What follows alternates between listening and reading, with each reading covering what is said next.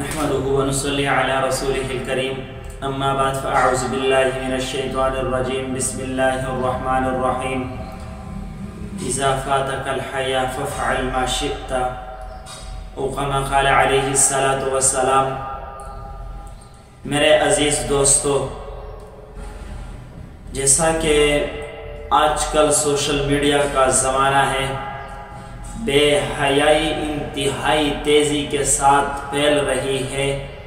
ایسی بے حیائی آ رہی ہے کہ وہ مرد جو اپنی بہنوں کو اور اپنی بیویوں کو، اپنی بیٹیوں کو فیملی ولاگز کے نام پر نچواتے ہیں اور اس سے وہ خوش ہوتے ہیں، حالانکہ ہے تو غیرت کی بات، ان کی غیرت بھی مر چکی ہوتی ہے۔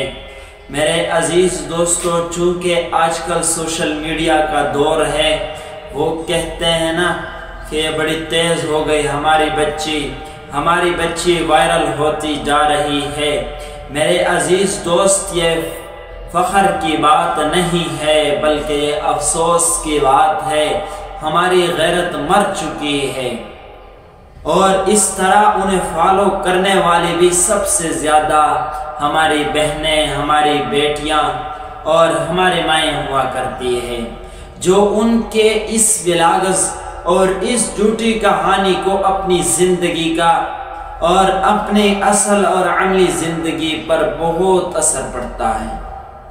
میرے عزیز بہنوں، یہ بات سمجھ لو کہ ان کی بے حیائی زندگی کو اپنا آئیڈیل مت بناؤ، ان بے حیا اور ان غیر خاندانی لوگوں کو اپنا آئیڈیل مت بناؤ، کیونکہ ان کی یہ فلٹر شدہ زندگی سے تم کبھی بھی متاثر نہ ہونا، اس لیے کہ ان کی یہ فلٹر شدہ زندگی اور ان کی یہ زندگی آپ کو یہ تاثر دیتی ہے، آپ کو بے حیائی کی طرف لے کر جاتی ہے۔ ان کے اس زندگی سے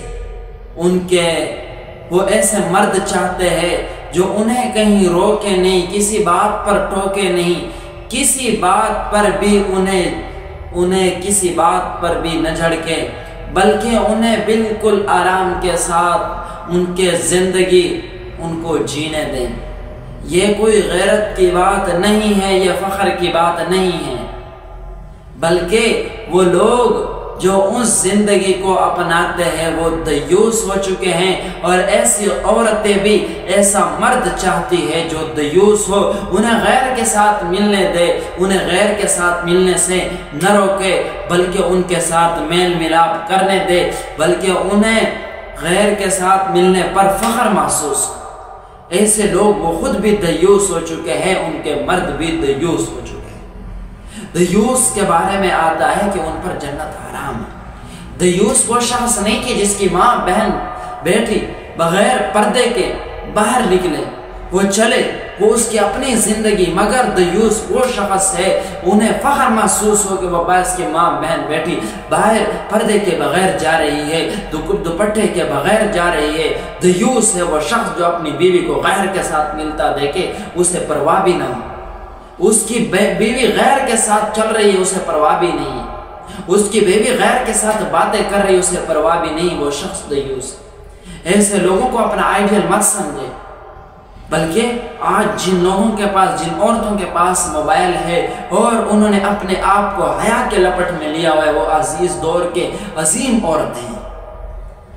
میرے عزیز بہنوں، یہ بات سمجھ لو، ان کی اس فلٹر شدہ زندگی کو اپنا آئیڈیل مت سمجھو، ان لوگوں کو اپنا آئیڈیل مت سمجھو، اس فلٹر شدہ زندگی کو آپ اپنے عملی زندگی میں نہ لاؤ، کیونکہ اس سے آپ کی زندگی بھی خراب ہو جائے گی۔ اس لیے اللہ رب العزت نے جس شخص کو آپ کے ساتھ نکاح میں جوڑا ہے وہ دنیا میں سب سے زیادہ آپ کے لیے بہترین شخص ہے، اس لیے ان سے اپنے اوپر ان کو اثر اور یہ تاثر اپنے اوپر نہ آنے دو، بلکہ خود کو اپنے حیا کی لپٹ میں لو۔ اور اس لیے آج کل اسلامی جمہوریہ پاکستان کے اندر اگر بغیر ہیلمٹ کے گاڑی چلانے پر چلان ہو سکتا ہے تو اس اسلامی ملک کے اندر بغیر دوپٹے کے نکلنے والے عورت پر چلان کیوں نہیں ہو سکتا؟ آیا ہماری جان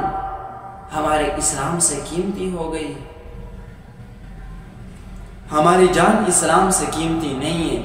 اگر تم بغیر دوپٹے کے نکلنے کو اپنے آپ کے اندر کانفیڈنس محسوس کرتی ہو تو یہ کانفیڈنس نہیں بلکہ تم بغیرت ہو چکی ہے، تم بحیا ہو چکی ہو۔ تم نے حیا کے چادر کو پاڑ کر پھینک دیا ہے، تمہیں اب حیا کی کوئی ضرورت نہیں ہے، تم بے حیا ہو گئی ہو کہ تم بغیر دوپٹے کے نکلنے کو کانفیڈنس سمجھ رہے ہو۔ میرے عزیز بہنوں، حدیث شریف کے اندر آیا ہے کہ جب حیا ختم ہو جائے تو جو چاہو کرو۔ اس لیے واقعی ہے بھی ایسا، جیسے حیا ختم ہوتی ہے تو کسی چیز کا بھی فرق نہیں پڑتا، کسی چیز کی پرواہ تک نہیں ہوتی۔ حیا ختم ہو گئی، بس جو چاہو کرو، جدھر چاہو منہ کرو۔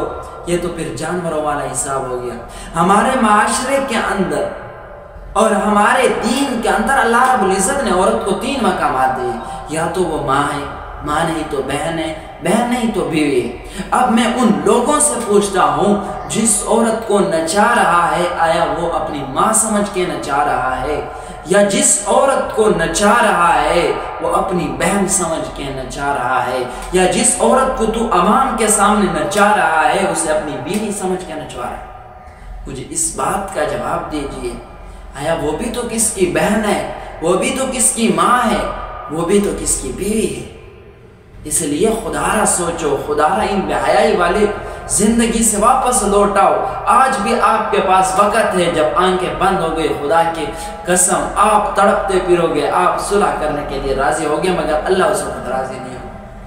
اللہ تبارک و تعالیٰ سے دعا ہے کہ اللہ تبارک و تعالیٰ ہمیں دین احکامات کے اوپر عمل کرنے اور حیا والی زندگی اپنانے کی توفیق نصیب فرمائے۔